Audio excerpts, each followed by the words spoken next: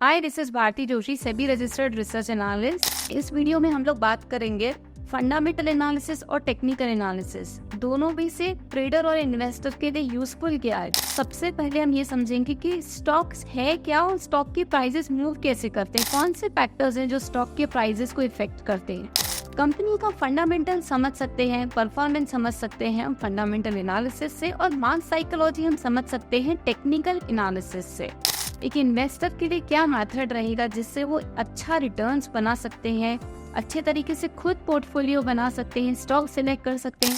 Stock trading involves inherent risks.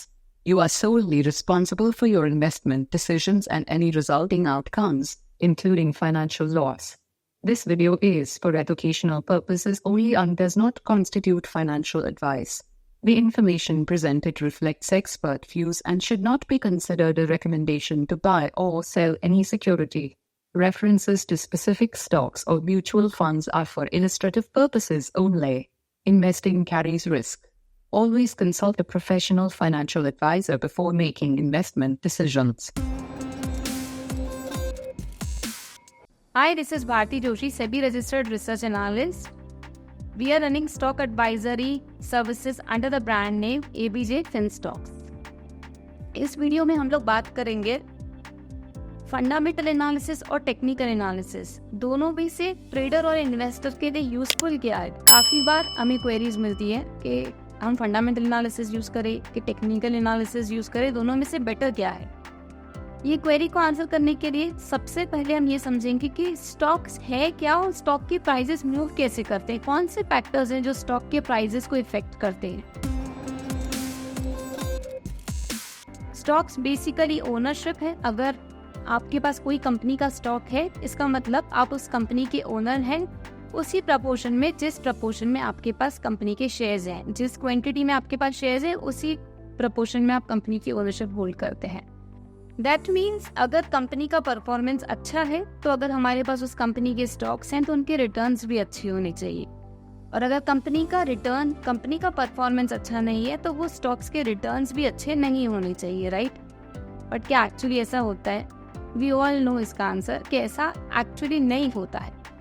काफी बार intraday में same day में भी स्टॉक प्राइस में जो मूवमेंट होती है 5%, 10% अप डाउन होता है, ऐसा एक्चुअल फंडामेंटल ग्राउंड्स पे कंपनी में डेली कोई चेंजेस नहीं होते, बस स्टिल स्टॉक का प्राइस मूव करता है। ये तो रही एक सिंगल डे की बात या शॉर्ट टर्म की बात। लॉन्ग टर्म में भी काफी बार कंपनी का परफॉर्मेंस बहुत अच्छा होता है, कंपनी की सेल्स ग्रोथ अच्छे होते हैं, रेवेन्यूज अच्छे होते हैं।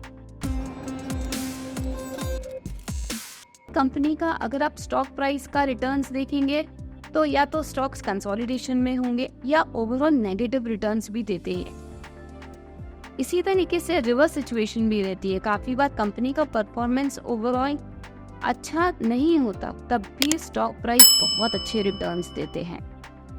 इट मीन्स कंपनी का फंडामेंटल इफेक्ट नहीं करता है स्टॉक प्राइस को, नहीं, ऐसा नहीं है, इफेक्ट करता है, बट और भी चीजें हैं जो कंपनी के प्राइस को इफेक्ट करती है। There are other factors that are affecting the prices of the stock, it is not only fundamentals. Now stock एक फाइनेंशियल इंस्ट्रूमेंट है जो कि ट्रेडेबल है, तो ट्रेडेबल है इसलिए mass psychology, stock market participants भी, उनकी साइकोलॉजी भी स्टॉक प्राइसेस को इफेक्ट करती है।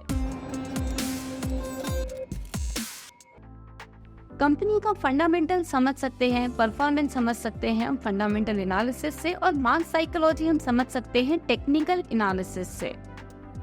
तो फंडामेंटल एनालिसिस आपके लिए इम्पोर्टेंट है if you are an investor. अगर आप सिर्फ ट्रेडर हैं तो आप फंडामेंटल एनालिसिस नहीं देख के सिर्फ टेक्निकल एनालिसिस देखेंगे मार्केट साइकोलॉजी समझने के लिए। बेसिकली मार्केट साइकोलॉजी आपको बताता है मार्केट का टाइमिंग, आपको कब लेके निकल जाना है स्टॉक को, राइट। सपोर्ट रेजिस्टेंस लेवल्स क्या हैं, ब्रेकआउट लेवल क्या हैं, आपको वो टेक्निकल एनालिसिस से पता चल जाएगा। तो इन शॉर्ट दोनों यूजफुल है। एक इन्वेस्टर तो सिर्फ फंडामेंटल एनालिसिस और टेक्निकल दोनों का mixture would be good enough. अगर सिर्फ ट्रेडर है तो सिर्फ टेक्निकल एनालिसिस भी चलेगा। अब आप बोलेंगे कि हमें फंडामेंटल एनालिसिस भी नहीं आता है, टेक्निकल एनालिसिस भी नहीं आता है, तो what is the easiest way? एक इन्वेस्टर के लिए क्या मेथड रहेगा जिससे वो अच्छा रिटर्न्स बना सकते हैं, अच्छे तरीके से खुद पोर्टफोलियो बना सकते हैं, स्टॉक सिलेक्ट कर सकते हैं सही टाइम पे। The best method would be आप कोई भी एक इंडेक्स ले लीजिए, राइट, निफ्टी 50, BSE 30, ऐसा कोई भी एक स्ट्रॉन्ग इंडेक्स लीजिए, उनमें जो स्टॉक्स हैं उनमें इन्वेस्ट कीजिए। Generally index based stocks companies के अच्छा ही परफॉर्मेंस होता है, अच्छा फंडामेंटल अच्छा होता है, तो हम एक्सपेक्ट करते हैं फ्यूचर में ही उनके स्टॉक प्राइसेस अच्छे रिटर्न्स देंगे। अब किस लेवल पे इन्वेस्ट करना चाहिए, तो उसके लिए अब जब मार्केट में करेक्शन आए, 5% 10% स्टॉक्स में करेक्शन आता है, तब आप उन स्टॉक्स को अलग अलग उन स्टॉक्स में इन्वेस्ट कर सकते हैं, डाइवर्सिफाई कर सकते हैं, अलग अलग इंडस्ट्रीज में इक्वल प्रपोर्शन में इन्वेस्ट कीजिए हर स्टॉक में लॉन्ग टर्म के लिए, तो ओवरऑल आपके रिटर्न्स अच्छे बनेंगे।